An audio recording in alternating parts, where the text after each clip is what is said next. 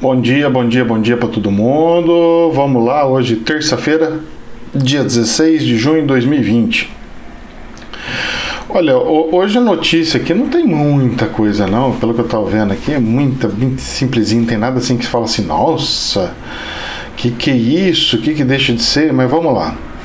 O dólar ontem ele deu uma ribada, né? Ele deu uma subida boa, né?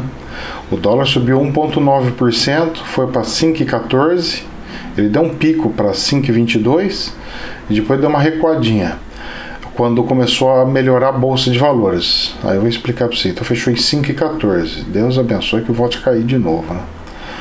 Hoje é para cair, porque as bolsas internacionais estão subindo fortíssimo. Então hoje é para a bolsa do Brasil também subir, né? Vamos lá, vamos ver.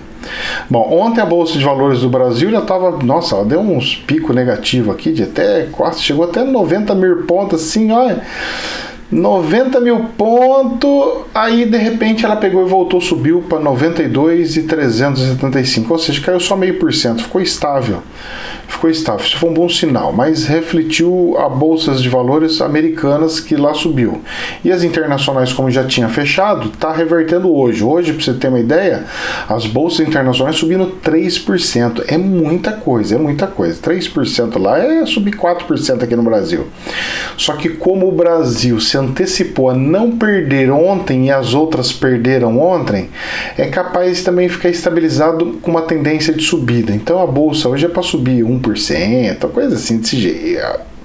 Pelo menos demonstra tal como, tá? Não tem como saber exatamente, né? A gente só faz umas análises. Eu tava dando uma olhadinha, gente, saiu uma nota ontem da Embraer, né? Uma empresa brasileira, né? Forte, né? De aviação. A Embraer, ela conseguiu empréstimo no BNDES e outros bancos privados e públicos e outros bancos. Só que eu estava vendo uma outra nota que é o seguinte, no primeiro trimestre desse ano, e olha que janeiro estava mais ou menos bem, aí foi só para fevereiro e março querendo começar a cair, ainda não teve o agravante mesmo de fato. Ela teve um prejuízo de 1,3 bilhões. É muita grana, hein? Você sabe o que é esse 1,3 bilhões? É o dinheiro que ela conseguiu emprestado com o BNDES e com outros bancos para pagar no máximo em 4 anos. Agora fala uma coisa para mim. O empréstimozinho para 3 meses, equivalente a 3 meses de prejuízo, 3 meses de operação, a empresa tá meio estranha, hein? Não era para ter um prejuízo desse. Tinha um puta de um dinheirão no caixa, 10 bilhões no caixa. Quer dizer, 10 bilhões com prejuízo de 1,3 era para sobreviver uns 10 meses com esse dinheiro que entrou ainda do governo, uns 10 meses, então ela tem um dinheiro de sobrevida aí, vamos chutar o balde em torno de até o final desse ano? E aí? Vocês acham que a coisa vai melhorar? É um tar de segunda onda daqui, segunda onda de lá, uma onda daqui, onda de lá e não sei do que, e que tá vindo vírus novo e que não sei o que lá. Eu não sei, hein? Eu só tô achando muito alto um prejuízo desse tamanho. É muito alto. Só que tem um porém também, né? Os funcionários, essa multinacional, ela também aceita banco de horas, né? E se o pessoal passou mais de 30 dias, descontou já as férias, tiveram que pagar algumas férias do povo, né? Deve ter dado férias coletivas para todo mundo. Quando você dá férias, você tem que pagar 1/3 e tudo mais, então despesas aumentam um pouco. E tudo para não demitir. Só que, cara, empresa de bolsa de valores, você ficar com uma quantidade de funcionário grande por uma quantidade de fabricação pouca, isso daí fala assim, isso aí é cabide, isso daí não é uma empresa. Empresa, ela tem que regular a quantidade de funcionário conforme a sua produção. Se a produção vai diminuir 30%, que é o que hoje a gente espera, as demissões também tem que acontecer em torno de 30%. Vamos ver o que vai acontecer aí as cenas do próximo capítulo, porque se não acontecer demissões, não é só nela não, viu? Em várias multinacionais aí que estão tendo diminuição de fluxo de caixa. Só que o problema é o seguinte, né? É uma empresa de aviação. Em empresa de aviação você não consegue achar funcionários assim a esmo, aonde você for. nessa formação de aviação. Então, se você manda embora, você não pode contratar logo em seguida. Isso daí deveria ser uma lei que poderia ser alterada, pelo menos durante esses próximos 1 ano, 2 anos. Que é justamente para quê? Para fomentação a fomentação da questão do... Oh, Jesus! A fomentação para a questão do setor, né, do emprego e tudo mais, porque senão, se já pensou, você manda embora, você não pode contratar e melhorou no outro mês, vou precisar ali de novo. Não, ele vai ter que ir para outra empresa, porque não aceita mais. É complicado, né? Então, deveria ter uma adequação nisso daí para poder recontratar o funcionário, né, para essa situação, porque nós estamos falando de uma situação bem anormal. Outra notícia que está tendo aí, falando, é sobre o tal do auxílio, né? Muita gente reclamando, tem gente que não tem direito, tem gente que tem direito, tem gente que não tem direito. Bom, nós não podemos esquecer que o auxílio, ele não é só para pessoas que estão passando fome, tá? Então tem muita gente achando que o auxílio é só para pessoas que estão passando fome. Vocês têm que entender o seguinte: o auxílio é para quem está recebendo Bolsa Família, ou seja, que já está num estado de pobreza, então tem uma melhorada. O auxílio também é uma ajuda para as empresas, microempreendedor individual, e também é uma ajuda para os autônomos, aquele que nem abriu o MEI e saiu vendendo doce no sinaleiro, alguma coisa aí. Mas, professor, que tem gente que está pegando, está abusando, tinha dinheiro, tudo bem, mas veja bem, não significa que as pessoas que têm o MEI, que elas têm que ser pobrezitas. É uma compensação, porque veja bem, isso aí eu já até perguntei, eu tenho um monte de cliente que perguntou, então eu já vou responder para todo mundo. Inclusive eu tenho MEI, cara. E meu faturamento foi R$0 de venda de coisa. Então eu vou explicar para vocês como é que funciona. O governo, ele pegou e vai ajudar várias empresas. Então tem algumas empresas gigantescas que o governo está ajudando, aportando. Essa ajuda que o BNDES está dando é uma ajuda. O BNDES está dando 300 milhões de dólares. 300 milhões de dólares para uma empresa privada, onde os sócios dela tem um monte de tipo de sócio, certo? Inclusive acionista, está recebendo de tabela, vai receber de tabela. Então, o governo está ajudando várias, então são pessoas jurídicas, tem que separar pessoa jurídica de pessoa física, são pessoas separadas, tá ok? Beleza? Vamos lá. Pessoas jurídicas. Então o governo está ajudando essas pessoas jurídicas. As micro e pequenas empresas, não é micro e pequenas empresas. Essas micro e pequenas empresas estão ajudando com financiamentos, com a autorização de empréstimos para que eles possam fazer outros empréstimos e viver. Aí esses empréstimos vão ser em torno de 20 mil. Olha a diferença. Então uma gigante, 300 milhões de dólares. Nós estamos falando de 1,5 bilhão de reais. Não é pouca grana não, hein? 1,5 bilhão é muita grana. Nós estamos falando da micros e pequenas empresas. Então está tendo redução de impostos, não precisa pagar o imposto durante um tempo. Está tendo outros tipos de impostos. Isso são pessoas jurídicas. Aí nós temos os microempreendedores individuais, aqueles que mexem com artesanato, faz alguma coisa, aonde o faturamento é no máximo até 5 mil. 5 mil é um pobrezinho? 5 mil já é uma classezinha média ali, pobre para média, tá, não sei o quê. Então você não pode pegar e falar que é só miserável que vai ganhar. Mesmo porque ele vai ser amputado, todos os ganhos vão ser computados no imposto de renda desse MEI, por exemplo. E aí o que acontece? Se passar do valor XY lá, o imposto de renda pessoa física, que é outra coisa, ele vai fazer a apuração e vai cobrar o imposto que deve fazer, o imposto pessoa física. São pessoas diferentes, as pessoas têm que entender pessoas diferentes. Então vamos lá. Esse auxílio do governo está sendo para empresas grandes, empresas médias e pequenas e para o MEI. Para as empresas grandes, empréstimos. Para as empresas médias e microempreendedor Simples Nacional, está sendo benefícios dos impostos e está sendo facilitação de empréstimos. Para os microempreendedores, está sendo uma ajuda financeira para dar como se fosse um suporte, é como se ele tivesse vendido alguma coisa para alguém, é como se tivesse feito isso daí. Aí nós entramos nas pessoas físicas. A pessoa física que se dá como autônomo, ela não tem CNPJ e ela recebe um montão de dinheiro, tem riqueza, aí essa daí tá fazendo coisa errada. Porque a regra é muito clara. A regra, ela fala assim: você é microempreendedor individual, tem direito. Se não estourou os 3 mil de familiar.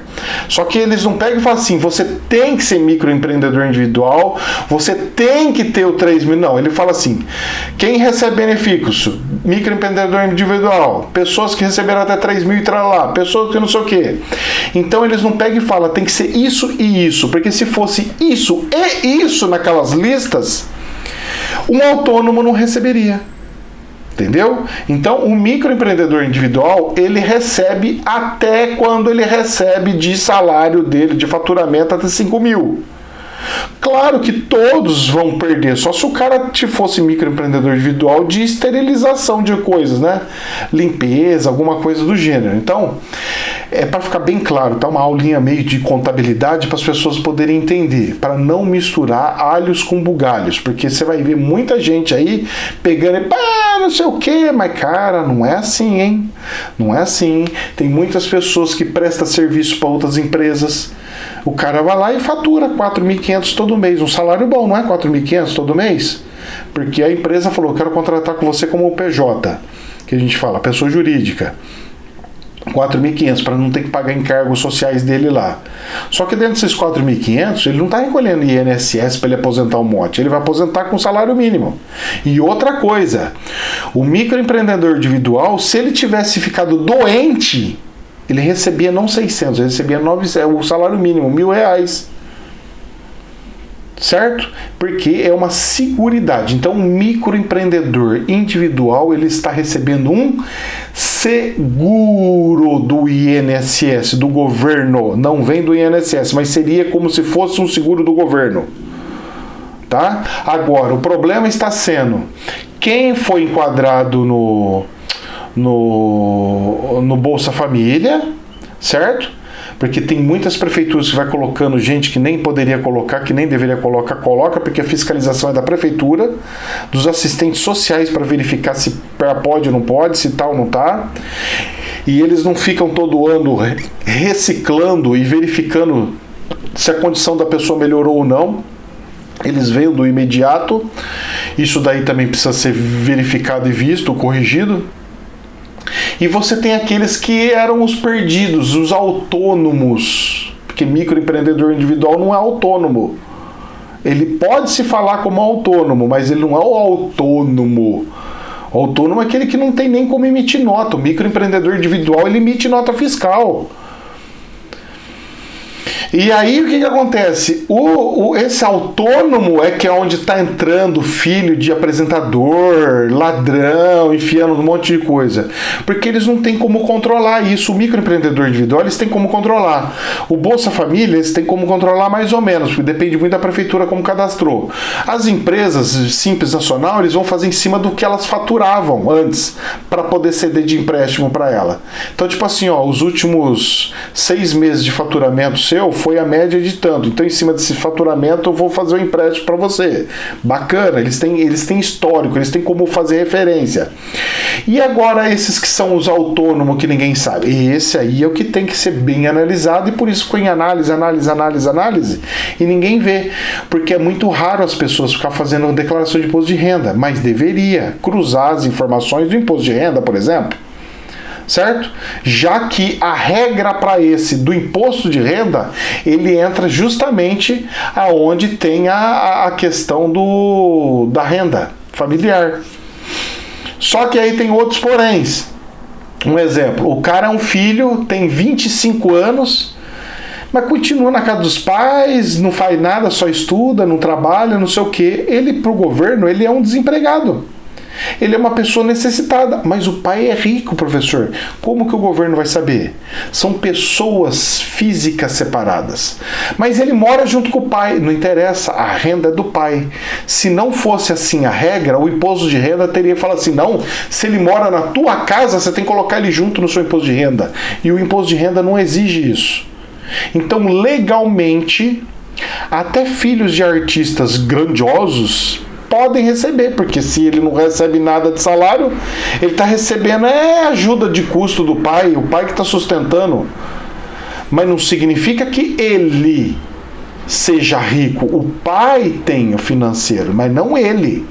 É a mesma coisa alguém chega e fala assim, ai, meu pai, eu sou casado. Ai, mas meu pai, meu pai já é falecido, mas meu pai é rico.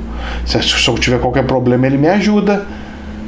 Mas nada fala que você tem que ser rico igual o seu pai. Então a gente tem que separar muito bem. É que eu tô vendo muita gente fazendo sensacionalismo em cima das coisas e é só colocar regras bem claras. O problema é que não foi colocado regras claras, tá? Então, que fique muito bem, tem gente que está assim com aperto no coração, ai meu Deus do céu, será que não sei o quê? Eu falo, cara, você é um microempreendedor individual. Isso aí é igual um seguro. Você está recebendo um seguro. Imagina que você está recebendo um seguro. Sua renda não caiu? Ele fala, caiu. Então, cara, é um seguro. Pô, pelo amor de Deus, é o seguro. É como se você bater o carro. Ai, eu preciso do seguro. O seguro vai te ajudar nesse período de dificuldade. Agora, dentro disso tudo, eu falei da parte de legislação. Agora tem a parte moral. Tem a parte moral da coisa, porque as pessoas olham as pessoas por aparência. Não, a coisa está bem, fulano tá não sei o que lá, mas não sei o que é isso? Só que não é assim que funcionam as coisas, gente. Não é por aparência. Uma pessoa pode ter sido empregado igual eu, pois eu fui super bem empregado. Eu tenho um lugar para morar? Tenho um lugar para morar. Mas depois, do nada, começa a vir as vacas magras. A vida da gente afunda de um jeito, fica desempregado, passa dificuldade. Cara, é assim que funciona. A vida é assim. Então são momentos. E se daqui... Vamos lá, um exemplo. Eu tenho um cliente aqui que ele tá lascado. Fazia 3 meses que não recebia. Tá recebendo, um microempreendedor. Num caso meu, de amigo aí, de cliente que eu faço o processamento para ele. Aí o que acontece? Ele tá todo lascado lá, 3 meses sem vender nada, tudo fechou, porque fechou, a empresa dele fechou, as coisas fechou, tudo fechou. Aí, o que acontece? Depois do meio do ano, vamos falar que agora em julho abriu todos os comércios, tudo começou a bombar e ele começou a vender. Aí ele emite uma nota, porque é 5 mil de média, né? Do microempreendedor individual, não é só no mês. Aí, como ele emitiu 0 de imposto no mês de janeiro, fevereiro e março, abril, sei lá, foi emitindo tudo R$100, 500 contos, sei lá, pouquinho. Chega em julho e volta na normalidade. Fala, cara, mas voltou na normalidade acima. Agora eu vou emitir nota de 7 mil, 8 mil. Nossa, será que eu vou desenquadrar do MEI? Você não desenquadra, porque é a média. Ele vai pegar a média do ano. Aí, você na hora que chegar lá no fim, fala, pô, mas o cara faturou 8 mil. Pô, mas o cara deu mais do que 23 mil lá de imposto de renda de pessoa física. Mas como que o cara vai ter uma bola de cristal para saber se pode, se não pode, se tá ou se não tá? Se a realidade dele, quando ele se inscreveu, era uma. E aquilo entra como um seguro, uma ajuda de custo. Então o governo ele tem que ficar vendo o faturamento, cara. Quanto que tá emitindo de nota, como é que tá as coisas. Ele tem que cruzar todas as informações, porque não tem como pegar e falar assim, olha, agora não quero mais, agora chega, agora deu, agora não sei o quê. Então é muito delicado, e eu tô vendo muita gente sair tacando pedrada em tudo quanto que é lugar. Tem gente sem vergonha? Claro que tem, nós estamos vendo um monte de gente usando o nome de centenas e centenas de pessoas, pegando nome e CPF das pessoas a esmo e cadastrando lá, se der certo deu, se der certo deu, se der certo deu. Gente, e aí? Como é que é isso daí? Então, tem que investigar, tem que não sei o que, mas o problema é endemonizar todo mundo como o povo gosta de endemonizar. Toma cuidado, gente, não é bem aí assim não, hein? Não é bem assim não. Só pra gente dar o desfecho pra ficar bonita a coisa. Aqui no jornal Jornal Correio Brasiliense. Alto escalão das Forças Armadas entram na briga entre o Executivo e o STF. Rapaz, os caras mandaram uma cartinha pro STF. Um texto endereçado ao magistrado afirma, dentre outras coisas, que, abre aspas, nenhum militar é comissionado para cumprir missão importante, vírgula, se não estiver preparado para levá-la a bom termo. Nossa senhora. Aí o bicho ficou feio, hein? Aí ficou feio, hein? Ai. Vamos ver o que vai virar isso daí. Eu fiquei muito contente que as Forças Armadas deu o seu pitaco aí, porque ficar engolindo coisa também não é bom, não. Gente, jamais é verdade absoluta. Era o que hoje que dava para falar para vocês. Tá tendo um revertério nesse negócio. Eu podia explicar um pouquinho a diferença de pessoa física e pessoa jurídica. São pessoas separadas, individuais, e não são as mesmas pessoas. Pessoa jurídica é uma coisa, pessoa física é outra coisa. Por mais que seja dono, são outra coisa, tá ok? Gente, que Deus abençoe. Namastê.